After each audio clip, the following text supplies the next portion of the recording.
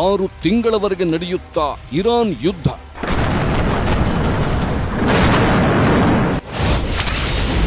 6 ತಿಂಗಳು ಹಾರ್ಮುಜ್ ಬಂದ್, 6 ವರ್ಷ ಕೊಲ್ಲಿ ಮಹಾಯುದ್ಧ.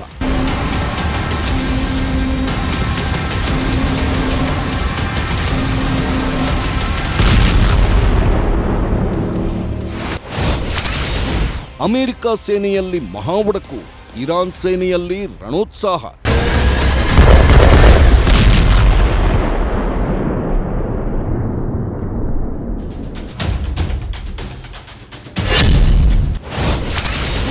ಇರಾನ್ ಮಿಸೈಲ್ ಗೋದಾಮ್ ಫುಲ್, ಗಲ್ಫ್ ದೇಶಗಳ ಮೇಲೆ ಪಿಂಕ್ ಶಾಹಿದ್ ಡ್ರೋನ್ ದಾಳಿ. ಯುದ್ಧ ಮುಗಿಯೋದಿಲ್ಲ.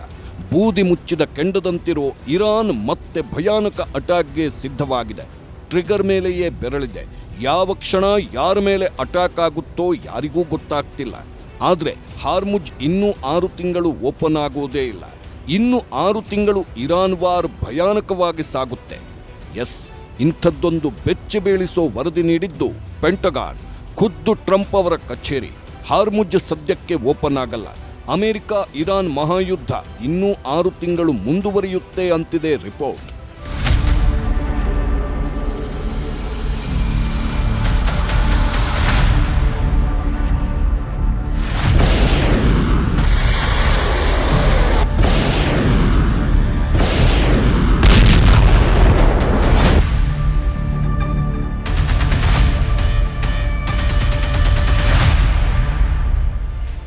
ಅಮೆರಿಕ ಮತ್ತು ಇಸ್ರೇಲ್ ವಿರುದ್ಧ ಇರಾನ್ ಕೂಡ ಕಟ್ಟಕಡೆಯ ವಾರ್ನಿಂಗ್ ನೀಡಿದೆ. ಅದು ಮಹಾಯುದ್ಧವನ್ನೇ ಘೋಷಿಸಿದೆ. ನಾವೆಂದೂ ಕದನ ವಿರಾಮ ಬೇಕು ಅಂತ ಬೇಡಿಕೆ ಇಟ್ಟೇ ಇಲ್ಲ ಅಂತ ಕಡ್ಡಿ ಮುರಿದಂತೆ ಹೇಳಿದೆ. ಟ್ರಂಪ್ ತಮಗೆ ಬೇಕಾದಂತೆ, ತಮ್ಮ ಸೋಲು ಖಾತ್ರಿಯಾದಂತೆ ಕದನ ವಿರಾಮ ಸಂಧಾನದ ಮಾತಾಡುತ್ತಿದ್ದಾರೆ. ಆದರೆ ನಮಗೆ ಯುದ್ಧವೇ ಬೇಕು, ಬನ್ನಿ ಕಾದಾಡೋಣ ಅಂತಿದೆ ಇರಾನ್.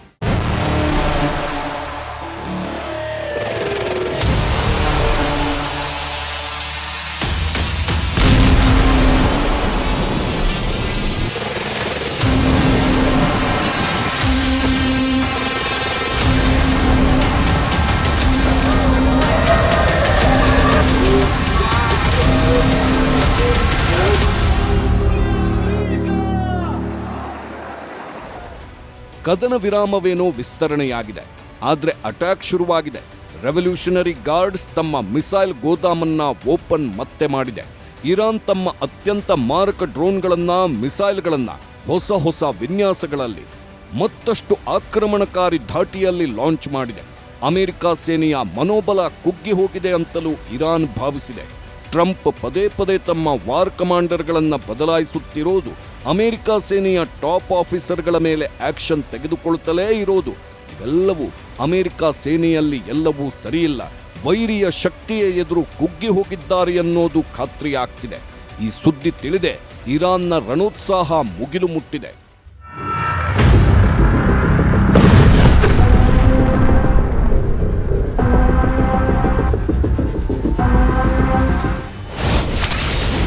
ಇರಾನ್ ಜೊತೆಗೆ ಯುದ್ಧ ಭುಗಿಲೆದ್ದ ಬಳಿಕ ಈವರೆಗೆ ಅಮೆರಿಕದ ಸೇನೆಯ 34 ಅಧಿಕಾರಿಗಳಿಂದ ರಾಜೀನಾಮೆ ಪಡೆಯಲಾಗಿದೆ.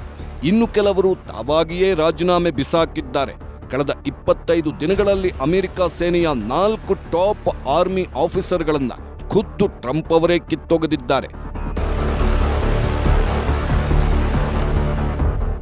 ವಿಶೇಷವೆಂದರೆ ಟ್ರಂಪ್ಗೆ ಇರಾನ್ ಯುದ್ಧದಲ್ಲಿ ಅಮೆರಿಕದ ಸೇನೆ, ಸರ್ಕಾರ ಕೈಗೊಳ್ಳುತ್ತಿರೋ ಲೆಕ್ಕಾಚಾರಗಳೆಲ್ಲ ಉಲ್ಟಾ ಆಗ್ತಿರೋದು ಅನುಭವಕ್ಕೆ ಬರುತ್ತಿದೆ. ಇರಾನ್ನ ಮಿಸೈಲ್ ಆರ್ಭಟ, ಡ್ರೋನ್ ಅಟ್ಟಹಾಸಕ್ಕೆ ಅಮೆರಿಕ ಸಾಕಷ್ಟು ಪೆಟ್ಟು ತಿಂದಿದೆ. ಇರಾನ್ನ ಮಿಸೈಲ್ ಭಂಡಾರವನ್ನ ಎಷ್ಟು ಬಾಂಬ್ ಹಾಕಿದ್ರೂ ಸರ್ವನಾಶ ಮಾಡುವುದಕ್ಕಾಗ್ತಿಲ್ಲ. B2 ಬಾಂಬರ್, ಬಂಕರ್ ಬಸ್ಟರ್ ಬಾಂಬ್ಗಳಿಗೂ ಇರಾನ್ನ ಮಿಸೈಲ್ ಉಗ್ರಾಣ ನಾಶವಾಗ್ತಿಲ್ಲ. ಹೀಗಾಗಿ ಅಮೆರಿಕ ಸೇನೆಯ ಮನೋಬಲವೇ ಕುಗ್ಗಿ ಹೋಗ್ತಿದೆ. ಹಾಗಾಗಿಯೇ ಒಬ್ಬೊಬ್ಬರಾಗಿಯೇ ತಮ್ಮ ಟೀಮ್ನಲ್ಲಿರೋರನ್ನ ಕಿತ್ತೊಗೆಯುತ್ತಿದ್ದಾರೆ.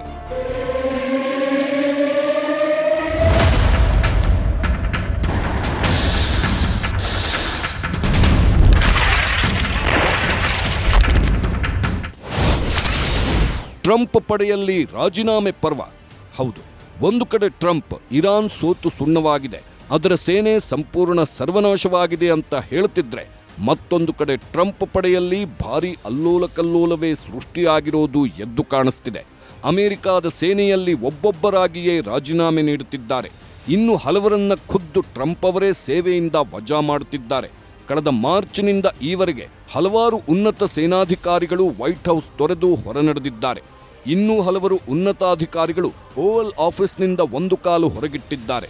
ಇರಾನ್ ವಿರುದ್ಧ ಸೂಪರ್ ಪವರ್ ಅಮೆರಿಕ ಇತಿಹಾಸದಲ್ಲೇ ಒಂದು ದೊಡ್ಡ ನಿರ್ಣಾಯಕ ಯುದ್ಧವನ್ನ ಕೈಗೊಂಡಿರೋ ಈ ಹೊತ್ತಲ್ಲೇ ಯಾಕೆ ಟ್ರಂಪ್ ಪಡೆಯಲ್ಲಿ ಹೀಗಾಗ್ತಿದೆ?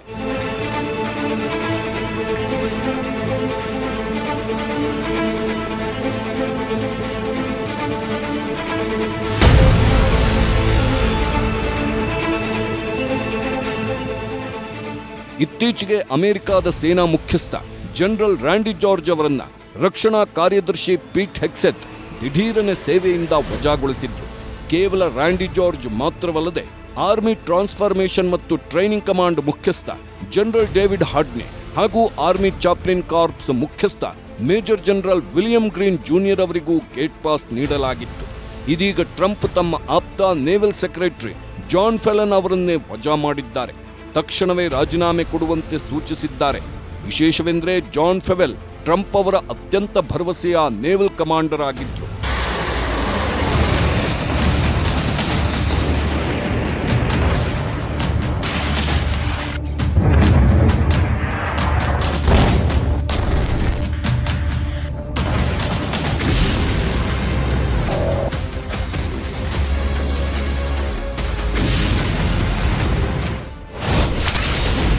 ಟ್ರಂಪ್ ಸರ್ಕಾರದ ಕ್ಯಾಬಿನೆಟ್ಗೆ ಜಾಯಿನ್ ಆಗುವುದಕ್ಕೂ ಮುನ್ನ ಜಾನ್ ಫೆಲನ್ ಬಿಸಿನೆಸ್ ಮ್ಯಾನ್ ಮತ್ತು ಇನ್ವೆಸ್ಟ್ಮೆಂಟ್ ಎಕ್ಸಿಕ್ಯೂಟಿವ್ ಆಗಿದ್ರು.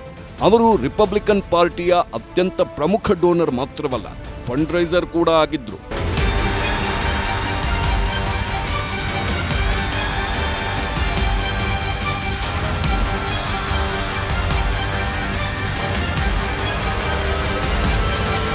ಟ್ರಂಪ್ ಅವರ ಆಪ್ತ ಸ್ನೇಹಿತನಾಗಿದ್ರು ಜಾನ್ ಫೆಲನ್. ಇದೇ ಕಾರಣಕ್ಕೆ ಇರಾನ್ ಜೊತೆ ಯುದ್ಧ ಭುಗಿಲೆದ್ದಾಗ ಜಾನ್ ಫೆಲನ್ ಅವರ ಮಾತುಗಳು ಸಲಹೆಗಳನ್ನು ಟ್ರಂಪ್ ನಂಬಿದ್ರು. ಆದರೆ ನಿಧಾನಕ್ಕೆ ಪರಿಸ್ಥಿತಿ ಎಲ್ಲವೂ ಉಲ್ಟಾ ಆಗಿದೆ. ಹಾರ್ಮುಜ್ ಚಕ್ರವ್ಯೂಹದಲ್ಲಿ ಖುದ್ದು ಟ್ರಂಪ್ ಸಿಲುಕೊಂಡಿದ್ದಾರೆ. ಇವೆಲ್ಲದರ ಹಿಂದೆ ತಮ್ಮ ಟೀಮ್ ಕೊಡ್ತಿರೋ ತಪ್ಪು ಅಂದಾಜುಗಳು, ತಪ್ಪು ಸಲಹೆಗಳು ಕಾರಣ ಅನ್ನೋದು ಟ್ರಂಪ್ ಅವರ ಭಾವನೆ. ಹಾಗಾಗಿ ಇದೀಗ ಟ್ರಂಪ್ ತಮ್ಮ ಆಪ್ತ ಜಾನ್ ಫೆಲನ್ರನ್ನೇ ನೇವಲ್ ಕಮಾಂಡರ್ ಹುದ್ದೆಯಿಂದ ವಜಾ ಮಾಡಿದ್ದಾರೆ.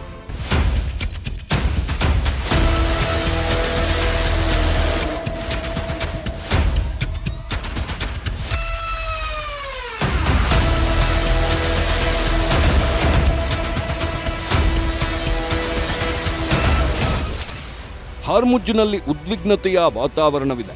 ಇರಾನ್ ಸೇನೆ ಎಲ್ಲೆಡೆ ಕಣ್ಗಾವಲಿಟ್ಟಿದೆ. ಇಡೀ ಹಾರ್ಮುಜ್ ಬಂದಾಗಿದೆ. ಮತ್ತೊಂದು ಕಡೆ ಇರಾನ್ ಸೇನೆ ಪಟ್ಟು ಹಿಡಿದಿದೆ. ಮೊದಲು ಟ್ರಂಪ್ ಅವರೇ ಯುದ್ಧ ಶುರು ಮಾಡಿದ್ರು. ಆದರೆ ಈಗ ಆ ಯುದ್ಧವನ್ನ ಮುನ್ನಡೆಸುತ್ತಿರೋದು ಇರಾನ್. ಇಲ್ಲಿ ಟ್ರಂಪ್ ಅವರ ಯಾವುದೇ ನಿರ್ಧಾರಗಳೂ ನಡೆಯುತ್ತಿಲ್ಲ. ಕದನ ವಿರಾಮವೂ ಸಾಧ್ಯವಾಗ್ತಿಲ್ಲ. ಗೆಲುವು ಸಿಗುತ್ತಿಲ್ಲ. ಇಡೀ ಕೊಲ್ಲಿ ಯುದ್ಧದ ಕಂಟ್ರೋಲ್ ಈಗ ಇರಾನ್ ಕೈಗೆ ಸಿಕ್ಕಂತಾಗಿದೆ. ಹಾಗಾಗಿಯೇ ಟ್ರಂಪ್ ತಮ್ಮ ಟೀಮ್ ಮೇಲೆಯೇ ಆಕ್ರೋಶಗೊಂಡಿದ್ದಾರೆ. ಇದರಿಂದ ಇರಾನ್ ಸೇನೆಗಂತೂ ಮತ್ತಷ್ಟು ರಣೋತ್ಸಾಹ ಬಂದಂತಾಗಿದೆ.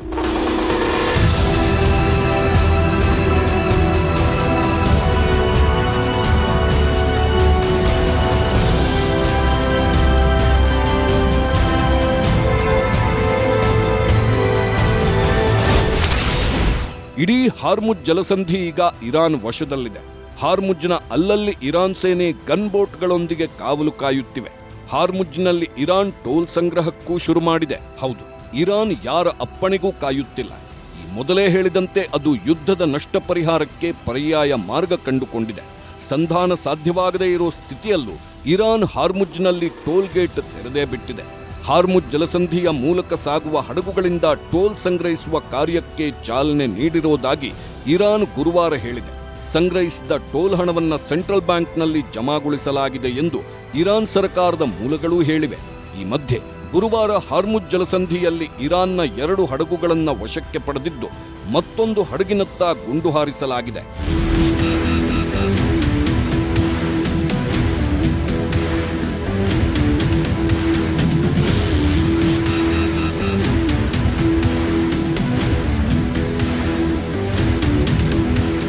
ಇದು ಇರಾನ್ ರಿಲೀಸ್ ಮಾಡಿರೋ ವಿಡಿಯೋ. ಹಾರ್ಮುಜ್ ಜಲಸಂಧಿಯಲ್ಲಿ ವೈರಿ ದೇಶದ ಹಡಗನ್ನ ಹೇಗೆ ಇರಾನ್ ಸೇನೆ ಹೈಜಾಕ್ ಮಾಡುತ್ತೆ ಅನ್ನೋದನ್ನ ತೋರಿಸೋ ವಿಡಿಯೋ, ಇರಾನ್ನ ಸೇನೆ ಅದು ಹೇಗೆ ವೈರಿ ಹಡಗನ್ನ ವಶಪಡಿಸಿಕೊಳ್ಳೋ ಆಪರೇಷನ್ ನಡೆಸುತ್ತೆ ಅನ್ನೋದನ್ನ ತೋರಿಸೋ ಬೆಚ್ಚ ಬೀಳಿಸೋ ವಿಡಿಯೋ. ಆ ಮೂಲಕ ಟ್ರಂಪ್ಗೆ ಇರಾನ್ ಸಾರಿ ಹೇಳ್ತಿದೆ, ವಾರ್ ಝೋನ್ನಲ್ಲಿ ಇರಾನ್ ದೇಶವೇ ಸೂಪರ್ ಪವರ್ ಆಗಿದೆ ಅಂತ. ಇರಾನ್ ಮಾತ್ರವಲ್ಲ, ಪೆಂಟಗಾನ್ಗೂ ಈಗ ಅರಿವಾಗಿ ಬಿಟ್ಟಿದೆ, ಹಾರ್ಮುಜ್ನಲ್ಲಿ ಈ ಇರಾನನ್ನ ಹೆಡೆಮುರಿ ಕಟ್ಟೋದು ಅಷ್ಟು ಸುಲಭವಿಲ್ಲ ಅಂತ. ಯಾಕೆಂದ್ರೆ ಹಾರ್ಮುಜ್ನ ಆಳಕಡಲಲ್ಲಿ ಎಲ್ಲೆಂದರಲ್ಲಿ ಅವಿತಿಟ್ಟಿರೋ ಭಯಾನಕ ಸೀಕ್ರೆಟ್ ನೆಲಬಾಂಬ್ಗಳನ್ನ ಎಲ್ಲಿವರೆಗೆ ತೆಗೆಯಲಿಕ್ಕಾಗೋದಿಲ್ವೋ ಅಲ್ಲಿವರೆಗೆ ಹಾರ್ಮುಜ್ನತ್ತ ಅಮೆರಿಕ ಸೇನೆಗೆ ನುಗ್ಗೋದಕ್ಕೂ ಸಾಧ್ಯವಾಗೋದಿಲ್ಲ. ಒಂದು ವೇಳೆ ಈ ಎಚ್ಚರಿಕೆ ಮೀರಿ ಒಳನುಗ್ಗಿದ್ರೂ ಭಸ್ಮವಾಗಿ ಹೋಗೋದು ನಿಶ್ಚಿತ ಎನ್ನುವುದು ಟ್ರಂಪ್ಗೂ ಗೊತ್ತಾಗಿ ಬಿಟ್ಟಿದೆ. ಅದೇ ಕಾರಣಕ್ಕೆ ಈ ಯುದ್ಧ 6 ತಿಂಗಳು ಮುಂದುವರಿಯುತ್ತೆ ಅಂತ ಹೇಳಲಾಗ್ತಿದೆ. ಹಾರ್ಮುಜ್ನಲ್ಲಿ ಇರಾನ್ ಅವಿತಿಟ್ಟಿರೋ ಎಲ್ಲ ಸೀಕ್ರೆಟ್ ನೆಲಬಾಂಬ್ಗಳನ್ನು ಹೊರತೆಗೆಯೋದಕ್ಕೆ 6 ತಿಂಗಳ ಸಮಯ ಬೇಕು ಅಂತ ಪೆಂಟಗಾನ್ ಅಮೆರಿಕಾದ ಸಂಸತ್ಗೆ ಮಾಹಿತಿ ನೀಡಿದೆ. ಈ ವಿಚಾರವನ್ನ ಅಮೆರಿಕಾದ ವಾಷಿಂಗ್ಟನ್ ಪೋಸ್ಟ್ ವರದಿ ಮಾಡಿದೆ. ಆ ವರದಿಯ ಪ್ರಕಾರ ಹಾರ್ಮುಜ್ನಲ್ಲಿ 20ಕ್ಕೂ ಹೆಚ್ಚು ನೆಲಬಾಂಬ್ಗಳಿರೋ ಶಂಕೆ ಇದೆ. ಆ ಎಲ್ಲ ಬಾಂಬ್ಗಳಿಗೂ GPS ಸಿಸ್ಟಮ್ ಅನ್ನ ಅಳವಡಿಕೆ ಮಾಡಲಾಗಿದೆ. ಯಾರೇ ಆದ್ರೂ ಆ ಬಾಂಬ್ಗಳನ್ನು ಶಿಫ್ಟ್ ಮಾಡಿದ್ರೆ ತಕ್ಷಣ ಲೊಕೇಶನ್ ಶಿಫ್ಟಿಂಗ್ ಆದ ಅಲರ್ಟ್ ಮೆಸೇಜ್ ಇರಾನ್ ಸೇನೆಗೆ ಹೋಗುತ್ತೆ. ಆ ಅಲರ್ಟ್ ಬಂದಾಗ ಇರಾನ್ ಸೇನೆ ದಾಳಿ ನಡೆಸುತ್ತೆ.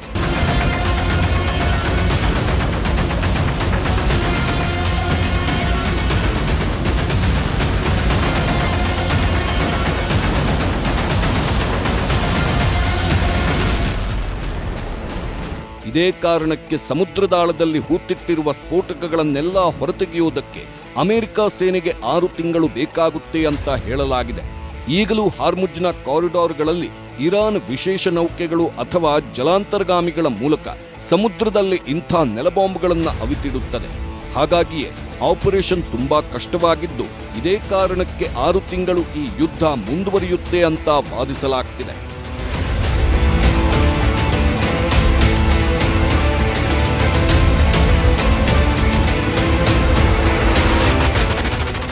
ಆದರೆ ಪೆಂಟಗಾನ್ ವಾಷಿಂಗ್ಟನ್ ಪೋಸ್ಟ್ನ ಈ ವರದಿಯನ್ನ ತಳ್ಳಿ ಹಾಕಿದೆ.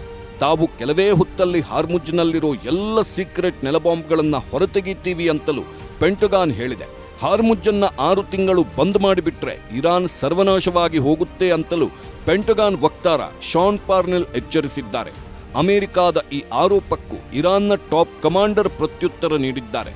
ಇರಾನ್ ರಾಷ್ಟ್ರೀಯ ಸುರಕ್ಷಾ ಆಯೋಗದ ಅಧ್ಯಕ್ಷ ಇಬ್ರಾಹಿಂ ಅಜೀಜಿಯ ಪ್ರಕಾರ ಸೀಸ್ ಫೈರ್ ವಿಸ್ತರಣೆಯ ಬಗ್ಗೆ ಇರಾನ್ ಕಡೆಯಿಂದ ಯಾವುದೇ ಬೇಡಿಕೆಯೇ ಇರಲಿಲ್ಲ. ಟ್ರಂಪ್ ಬೇರ್ಯಾವ ದಾರಿಯೂ ಇಲ್ಲದೆ ಸಂಧಾನ ಮುಂದೂಡುತ್ತಿದ್ದಾರೆ ಅಂತ ವ್ಯಂಗ್ಯವಾಡಿದ್ದಾರೆ. تقاضای آتش بس نداشتیم. ما هیچ وقت دنبال آتش بس نبودیم. اتفاقا بسیاری از مردم ما در این ایام بعد از جنگ 40 روزه از آتش بس گلایه‌مند بودند. اعلام می‌کردند که ما این دشمن شکست خورده رو باید تعقیب کنیم.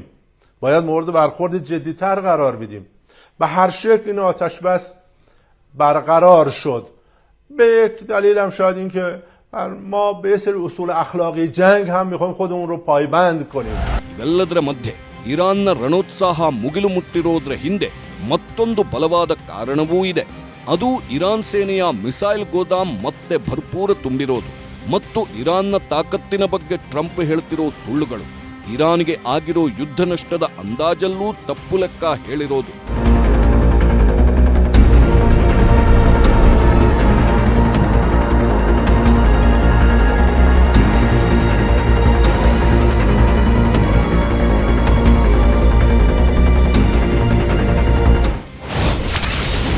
ಅಮೆರಿಕದ ಸೆಂಟ್ರಲ್ ಕಮಾಂಡ್ನ ಪ್ರಕಾರ ಅಮೆರಿಕ ಸೇನೆ ಇರಾನ್ನೊಳಗೆ 13,000ಕ್ಕೂ ಹೆಚ್ಚು ದಾಳಿಗಳನ್ನು ನಡೆಸಿದೆ. ಆದರೆ ಇಸ್ರೇಲ್ ಇರಾನ್ ಮೇಲೆ 4,000ಕ್ಕೂ ಹೆಚ್ಚು ದಾಳಿ ನಡೆಸಿದೆ. ಅಮೆರಿಕದ ಪ್ರಕಾರ ಈ ದಾಳಿಯಿಂದಾಗಿ ಇರಾನ್ನ 60% ಮಿಸೈಲ್ ನಾಶವಾಗಿದೆ. ಅಷ್ಟೇ ಅಲ್ಲ, 80% ಮಿಸೈಲ್ ಲಾಂಚರ್ಗಳು ಹಾನಿಯಾಗಿರೋ ಸಾಧ್ಯತೆ ಇದೆ.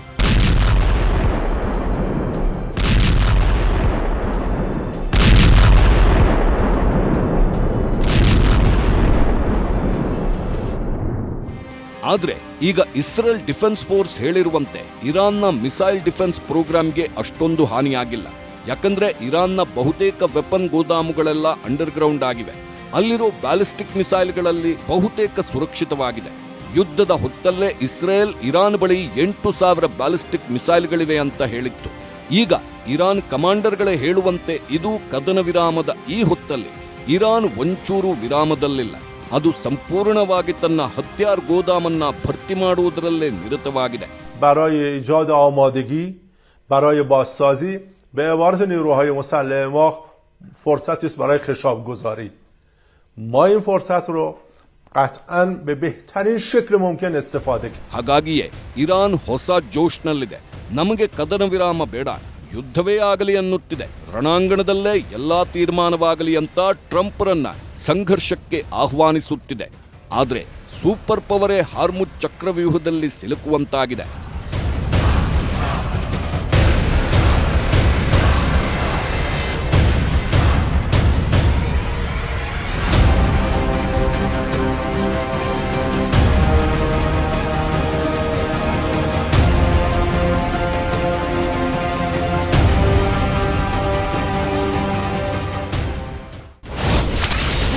ಚಕ್ರವ್ಯೂಹದಲ್ಲಿ ಸಿಲುಕಿದ್ರೋ ಟ್ರಂಪ್. ಹಾರ್ಮುಜ್ನಲ್ಲೇ ಕ್ಯಾರಿಯರ್ ಧ್ವಂಸ. ಹಾರ್ಮುಜ್ನಿಂದ ಇರಾನ್ ಸದೆಬಡಿಯೋದು ಅಷ್ಟು ಸುಲಭವಿಲ್ಲ ಅನ್ನೋದು ಟ್ರಂಪ್ಗೆ ಮನವರಿಕೆಯಾಗಿಬಿಟ್ಟಿದೆ. ಯಾಕಂದ್ರೆ ಹಾರ್ಮುಜ್ನ ಈ 34 ಕಿಲೋಮೀಟರ್ ಸುತ್ತಳತೆಯ ಸಮುದ್ರ ಮಾರ್ಗದಲ್ಲಿ ಎಲ್ಲಿ ನೋಡಿದ್ರೂ ಇರಾನ್ನ ಭಯಾನಕ ಸೊಳ್ಳೆಪಡೆ ಸುತ್ತುವರೆದಿದೆ. ಇದು ಸೂಪರ್ ಪವರ್ ಅಮೆರಿಕಾದ ಅತ್ಯಾಧುನಿಕ ಹಡಗನ್ನೇ ವಶಪಡಿಸಿಕೊಂಡಿದೆ. ಇದು ಅಮೆರಿಕ ಇರಾನ್ನ ಹಡಗನ್ನ ವಶಪಡಿಸಿಕೊಂಡ ಆಪರೇಷನ್ಗೆ ಕೊಟ್ಟಿರೋ ತಿರುಗೇಟು. ಇರಾನ್ನ ಹಡಗನ್ನ ವಶಪಡಿಸಿಕೊಂಡ ಅಮೆರಿಕ ಸೇನೆಗೆ ಕೊಟ್ಟ ದಿಟ್ಟ ಉತ್ತರವಿದು. ಆ ಮೂಲಕ ಇರಾನ್ ತನ್ನ ಬಳಿ ಸೂಪರ್ ಪವರ್ನ ಎಂತಹುದೇ ಯುದ್ಧ ನೌಕೆಯನ್ನು ನುಗ್ಗಿ ಬಿಡುವ, ಧ್ವಂಸ ಮಾಡುವ ತಾಕತ್ತಿದೆ ಅಂತ ತೋರಿಸುತ್ತಿದೆ. ಇರಾನ್ ಈಗ ಅಮೆರಿಕದ ಬ್ಯಾಟಲ್ ಗ್ರೂಪ್ ಸುತ್ತ ಮಹಾಭಾರತಕ್ಕೂ ಖತರ್ನಾಕ್ ಆಗಿರೋ ಒಂದು ಅಪ್ರತಿಮ ಚಕ್ರವ್ಯೂಹವನ್ನೇ ರಚಿಸಿಬಿಟ್ಟಿದೆ. ಇರಾನ್ ವಿರುದ್ಧ ಹೋರಾಡೋದಕ್ಕೆಂದು ಕಳಿಸಿರೋ ಬ್ಯಾಟಲ್ ಗ್ರೂಪ್ ಅನ್ನೇ ಇರಾನ್ ಸೇನೆ ಬಡಿದು ಹಾಕೋ ಧಮಕಿ ಹಾಕ್ತಿದೆ. ಇರಾನ್ ತನ್ನಲ್ಲಿರೋ ಫಾಸ್ಟ್ ಬೋಟ್ಗಳಿಂದಲೇ ಅಮೆರಿಕದ ಈ ಭಯಾನಕ ಯುದ್ಧ ನೌಕೆಯನ್ನೇ ಮುತ್ತಿಗೆ ಹಾಕಿ ನಾಶ ಮಾಡಿ ಬಿಡಬಲ್ಲದು ಅಂತ ಸಾರಿ ಹೇಳ್ತಿದೆ. ಇರಾನ್ನ ರೆವಲ್ಯೂಷನರಿ ಗಾರ್ಡ್ಸ್ನ ಧಮಕಿ ತುಂಬಾ ಖತರ್ನಾಕ್ ಆಗಿದೆ. ಇರಾನ್ನ ಫಾಸ್ಟ್ ಬೋಟ್ಗಳು ಈ ಹೊತ್ತು ಪರ್ಷಿಯನ್ ಕೊಲ್ಲಿಯಲ್ಲೇ ಸುತ್ತುತ್ತಿವೆ.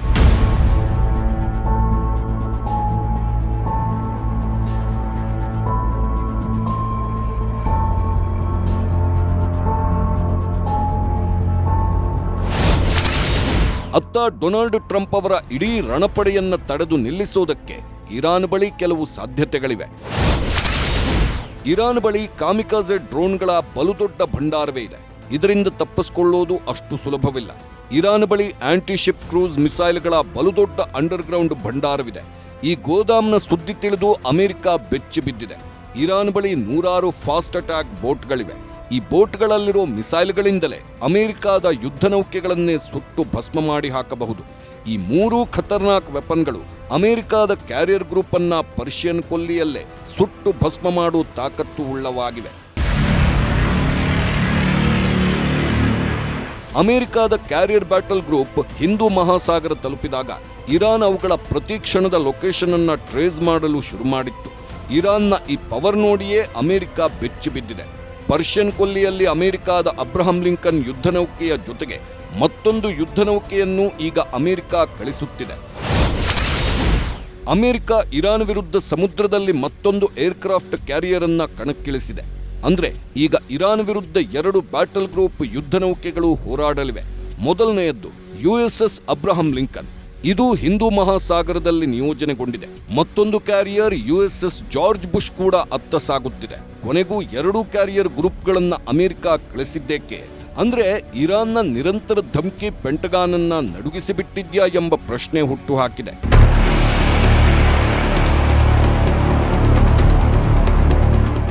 ಇರಾನ್ ಅನ್ನ ತಡೆಯೋದಕ್ಕೆ ಅಮೆರಿಕ ಭಾರೀ ದೊಡ್ಡ ವೆಪನ್ಗಳನ್ನೇ ಈಗ ಹಿಂದೂ ಮಹಾಸಾಗರದತ್ತ ಕಳುಹಿಸಿದೆ. ಈ ಯುದ್ಧ ನೌಕೆಗಳಲ್ಲಿ ಭಯಾನಕ ಫೈಟರ್ ಜೆಟ್ಗಳು, ಹೊಸ ಟೆಕ್ನಾಲಜಿಯಿಂದ ತಯಾರಿಸಿದ ಅತ್ಯಾಧುನಿಕ ವೆಪನ್ಗಳು, ಪರಮಾಣು ವೆಪನ್ಗಳು ಸೇರಿವೆ. ಆ ಮೂಲಕ ಹಾರ್ಮುಜ್ ಅನ್ನು ಸಂಪೂರ್ಣವಾಗಿ ವಶಕ್ಕೆ ಪಡೆಯಲು ಇನ್ನಿಲ್ಲದ ಪ್ರಯತ್ನದಲ್ಲಿದ್ದಾರೆ ಟ್ರಂಪ್.